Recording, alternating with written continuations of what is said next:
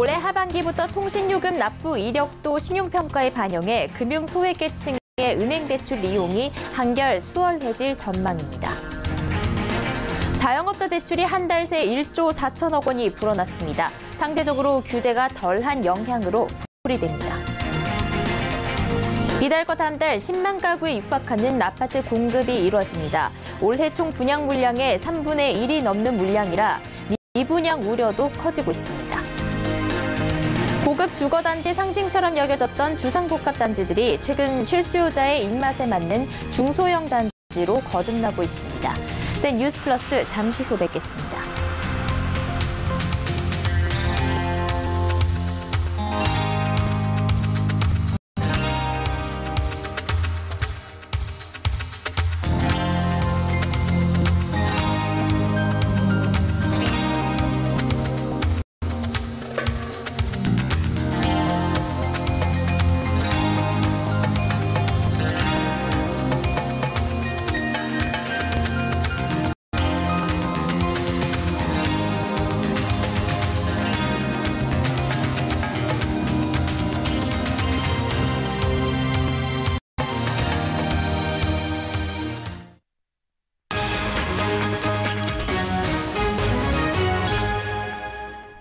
시청자 여러분 안녕하십니까? 센 뉴스 플러스 양한나입니다.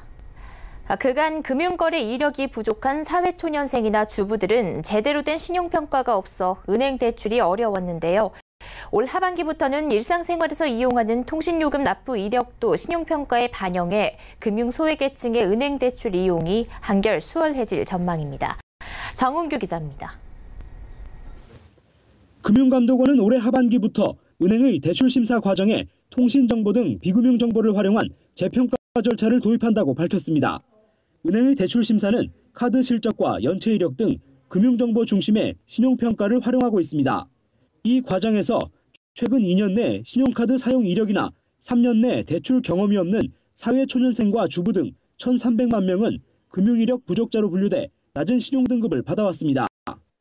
이들은 연체 한 번 없어도 은행 대출이 안 돼 이금융권을 이용하거나 대출을 받아도 더 많은 이자를 냈다는 얘기입니다. 비금융정보를 활용한 재평가 절차는 이런 문제를 해결하기 위한 조치입니다. 우선 기존 방식의 신용평가를 토대로 은행의 여신 심사를 받은 후 대출이 거절된 경우 금융이력 부족자인지를 판별합니다. 이력 부족자인 경우 이들의 비금융 정보를 활용해 신용 등급을 재평가한 후 양호한 것으로 판단되면 대출이 가능해집니다.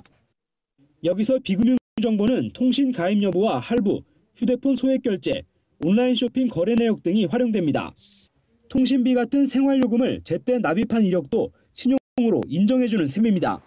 금감원은 이번 제도 개선으로 기존에 대출이 거절됐던 7에서 8 신용 등급자 71만 명 중 약 20만 명이 앞으로 은행에서 대출을 받을 수 있게 될 것으로 기대했습니다. 금융 정보를 통한 재평가 절차는 올 하반기 국민, 신한, 하나, 우리, 농협 등 5대 은행을 시작으로 여타 은행에는 내년부터 순차 도입할 예정입니다. 서울경제TV 정은규입니다. 지난달 가계 신용대출은 줄어든 반면 자영업자 대출은 한 달 새 1조 4천억 원이나 불어난 것으로 나타났습니다. 업계에 따르면 국민과 신한, 하나, 우리, 농협 등 5대 은행의 가계대출 잔액은 3월 말 기준 약 576조 2천억 원으로 전달보다 2조 3천억 원가량 늘었습니다. 이 중 가장 큰 비중을 차지하는 주택담보대출 잔액은 지난달 약 412조 7천억 원으로 전달보다 2조 6천억 원가량 증가했습니다. 신용대출은 지난달 5천억 원 줄어든 100조 3천억 원을 기록해 지난 1월 이후 올해 두 번째로 전달 대비 감소했습니다. 반면 개인사업자 대출은 전달보다 1조 4천억 원 넘게 늘어 3개월 연속 전달 대비 증가폭이 커졌습니다. 개인사업자 대출은 지난 1월 약 8천억 원, 2월 약 1조 300억 원 불어났습니다. 경기 둔화로 자영업자 대출 수요가 늘어난 상황에서 상대적으로 다른 대출에 비교해 규제가 덜한 개인사업자 대출로 수요가 집중된 영향으로 풀이됩니다. 최근 분양시장에 새 아파트 공급이 속속 이뤄지면서 주말 모델하우스에는 관람객들로 붐비고 있습니다. 이달과 다음 달 10만 가구에 육박하는 아파트 공급이 이뤄지는데요. 올해 총 분양 물량의 3분의 1이 넘는 물량이 두 달 동안 쏟아지는 거라 이를 다 소화하지 못하는 미분양 물량 우려도 커지고 있습니다. 정창신 기자입니다. 4월에서 5월 분양시장엔 10만 가구에 육박하는 아파트가 공급됩니다. 그동안 분양이 미뤄졌던 물량까지 더해지면서 일시에 공급이 늘어난 겁니다. 부동산 114 조사에 따르면 4월 분양하는 아파트는 46,959가구, 5월 38,775가구로 두 달간 95,734가구가 분양되는 겁니다. 올해 총 분양 물량의 32%에 달합니다. 경기도가 18,099가구로 가장 많고 서울이 7,703가구로 뒤를 이었습니다. 특히 경기도는 인천과 함께 지난달 분양했던 단지 6곳이 전부 미분양을 기록했습니다. 이런 상황에서 공급이 일시에 이뤄지는 만큼 이를 다 소화하지 못할 가능성도 있습니다. 정부 내에서 아무래도 대출 규제 부분이 있다 보니까 중도금 상환 부분에서 좀 미분양 우려감도 좀 나타날 수 있다고 판단은 됩니다. 전반적으로 청약 경쟁률이 낮아지다 보니까 서울 인근이 아닌 좀 외곽 지역에 위치한 곳들 같은 경우는 이제 미분양 우려감이 있는 거죠. 실제 국토교통부에 따르면 전국 미분양은 3달째 증가세를 나타내고 있습니다. 지난해 12월 58,838가구에서 올 1월 59,162가구, 2월 59,614가구입니다. 일부에선 건설사들이 분양 계획을 세워뒀지만 이달 분양 성적이 신통치 않을 경우 5월 분양을 뒤로 늦추는 방안도 고려할 것으로 전망하고 있습니다. 서울경제TV 정창신입니다. 서울 강남구 도곡동 타워팰리스 등 고급 주거단지의 상징처럼 여겨졌던 주상복합단지들이 최근엔 실수요자의 입맛에 맞는 중소형 실속형 단지로 거듭나고 있습니다. 올 봄에만 전국적으로 12,000가구가 분양되는데요. 어디에 얼마나 공급되는지 유민호 기자가 알아봤습니다. 경기 고양시 백석동 주변에 자리 잡은 한 모델하우스. 대림산업이 일산역 앞에 짓는 이편한 세상 일산 어반스카이 분양 현장입니다. 오는 5일 모델하우스 개관을 앞두고 맞바리 단장 작업이 한창입니다. 이 단지는 최고 49층 주상복합으로 들어섭니다. 아파트 전용 면적 84제곱미터 분양가는 5억 원대 중반으로 매겨질 예정입니다. 일산역 초역세권 입지에 위치해 있는 주상복합 아파트로서 지역 내 랜드마크가 될 수 있는 단지고요. 또 단지 주변으로 도시재생 뉴딜 사업이 선정이 돼 있어서 아파트 등 주거 공간과 건물 아랫부분의 상업시설이 함께 조성되는 주상복합 단지. 입지 좋은 도심에 위치하고 초고층 설계가 적용되는 등 장점이 뚜렷합니다. 2000년대 초반부터 고급 주거단지의 대명사로 자리매김했지만 비싼 관리비, 보안 문제 등 단점도 두드러지면서 인기가 갈수록 줄어들었습니다. 최근 들어선 실수요자가 선호하는 중소형 위주로 단지가 꾸려지고 햇볕이 잘 드는 판상형 배치 등을 통해 실속 있는 단지로 변화를 꾀하는 중입니다. 강남 지역을 비롯한 대단지 아파트 단지들의 가격은 상당히 상대적으로 높기 때문에 이 나홀라 아파트처럼 주상복합 건물들이 예전에는 중상류층의 전유물처럼 여겨졌지만 최근에는 서민층들도 이런 주상복합 건물에 접근하는 트렌드 변화가 아닌가 하는 생각입니다. 지난달부터 오는 6월까지 전국에서 주상복합 단지 약 12,000가구가 공급됩니다. 이는 지난해 같은 기간과 비교해 3배 이상 늘어난 물량입니다. 롯데건설이 서울 동대문구에 짓는 청량역 롯데캐슬 스카이 L65는 이 지역에 처음으로 들어서는 65층 아파트라 수요자들의 주목을 받고 있습니다. 대우건설도 이번 주 대구 수성구에서 수성레이크 푸르지오 분양에 나섭니다. 하늘을 찌를 듯 초고층 높이를 자랑하는 주상복합 단지. 그에 걸맞은 청약 성적표를 받아들일지 관심이 모아지고 있습니다. 서울경제TV 유민호입니다. 오는 5일 세계 첫 5G 폰 출시를 앞두고 통신업계는 벌써부터 초기 수요 선점을 위한 경쟁에 돌입하는 모양새입니다. KT가 LTE보다도 더 싼 5G 요금제를 선보이면서 경쟁에 불을 붙였습니다. 이보경 기자입니다. 목에 걸면 주변 영상을 360도로 촬영해주는 넥밴드. 넥밴드를 걸고 영상통화를 하면 상대방은 통화하는 사람의 주변 환경을 전방위로 돌려가며 볼 수 있습니다. 이런 화상통화를 1시간 동안 하면 약 40GB의 데이터가 소모됩니다. 일반적인 FHD 화상통화와 비하면 데이터 소모량이 무려 8배에 달합니다. KT는 5G 특성을 경험할 수 있게 월 8만 원 요금제부터 속도 용량에 제한 없이 데이터를 무제한으로 제공합니다. 5G 시대 개막과 아울러 5G 시대에 걸맞는 요금제 슈퍼플랜을 준비했습니다. 고객 여러분께서는 국내에서 완전 무제한으로 데이터를 쓰실 수 있으며 89,000원인 LTE 무제한 요금제보다도 9,000원 저렴한 가격으로 LTE 고객을 5G로 끌어오겠다는 전략입니다. KT가 파격적인 승부수를 띄우면서 통신 3사는 5G 고객 선점을 위해 요금제 불꽃 경쟁을 시작할 것으로 관측됩니다. 서울경제TV 이보경입니다. 오늘 시장에서는 은행주가 일제히 상승했습니다. 한국은행이 금리 유지 기조를 시사하면서 저가 매수세가 유입된 영향입니다. 한동안 주가가 바닥을 다지던 은행주가 드디어 반등세를 보인다는 기대감이 커지고 있습니다. 증권가가 꼽은 최선호주는 무엇일까요? 앵커 리포트입니다. 은행주가 연일 반등세를 보이고 있습니다. 오늘 하나금융지주는 전거래일보다 3.86%, JB금융지주는 3%, DGB금융지주 2.28%, 신한지주 2.40%, KB금융 2.27% 등 상승했습니다. 이들의 주가는 전날에도 일제히 상승 마감했습니다.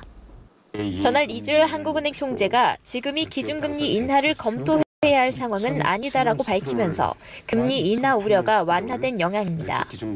그동안 한은이 금리 인하 가능성을 내비치고 외국인 투자자들의 매도세가 이어진 탓에 은행주의 주가는 부진을 면치 못했습니다.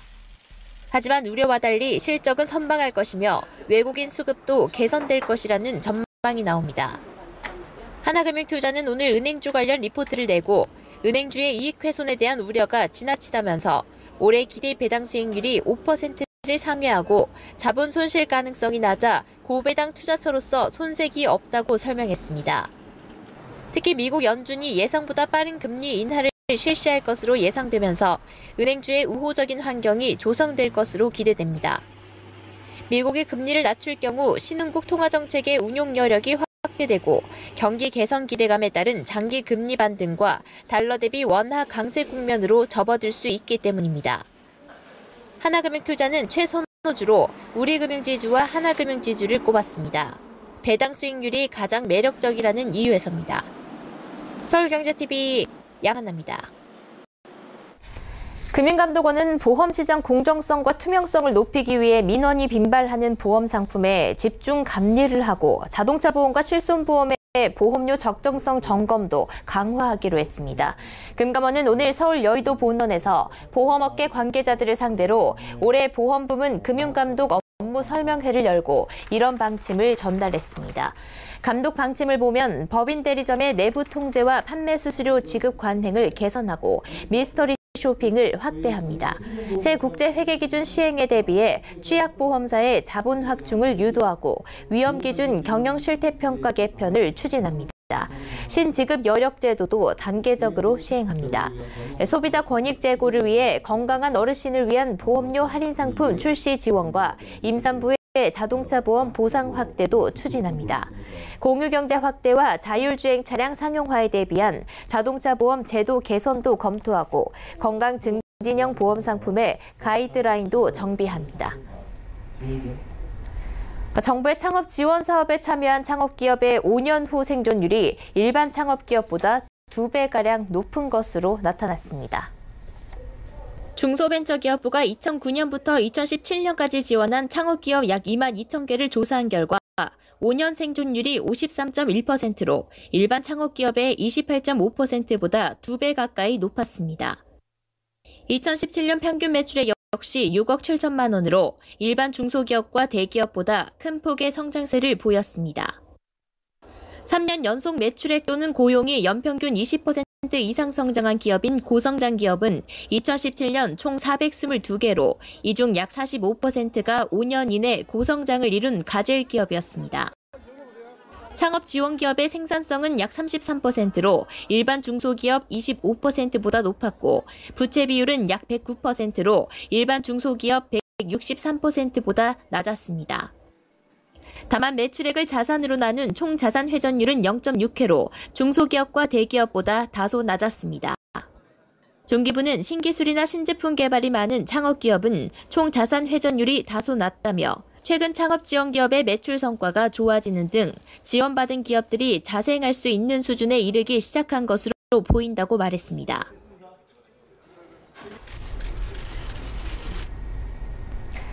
2018년 12월 결산 상장사 중 33곳이 상장 폐지 사유가 발생한 것으로 나타났습니다.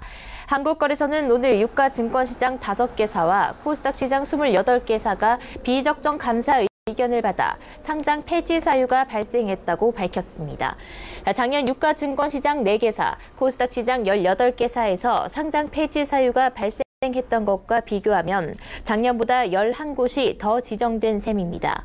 코스피 기업 중에서는 웅진에너지와 신한, 컨버즈, 세화 IMC가 의견 거절 감사 의견을 받았고 알보젠코리아는 2년 연속 주식 분산 요건이 미달됐습니다. 코스닥 기업 중에서는 경남제약 등 28개사가 감사 범위 제한과 계속 기업 불확실성 등으로 인해 한정 또는 의견 거절 감사 의견을 받았습니다. 이들 기업이 곧바로 상장 폐지되지는 않을 전망입니다. 관련 법 개정에 따라 비적정 감사 의견을 받은 기업들이 이의 신청서를 제출하면 1년간 유예 기간이 주어집니다. 다만 내년 2019년도 재무제표 감사 의견이 다시 비적정으로 나올 경우 상장 폐지 대상이 됩니다.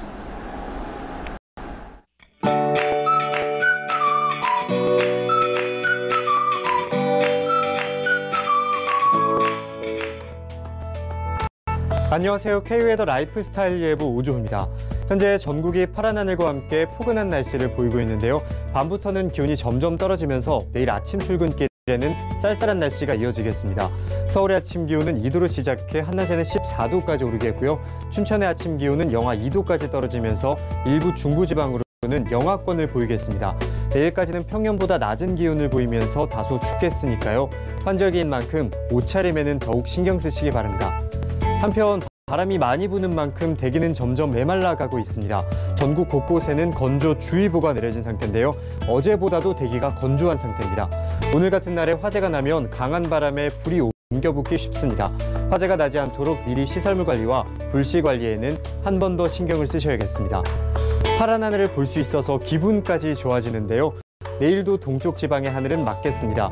하지만 내일 서쪽 지방에는 오후 들어서 한때 나쁨 수준의 공기질을 보이겠습니다. 호흡기가 민감하신 분들은 외출하실 때 미세먼지용 마스크를 꼭 챙기시기 바랍니다. 다음은 위성 영상입니다.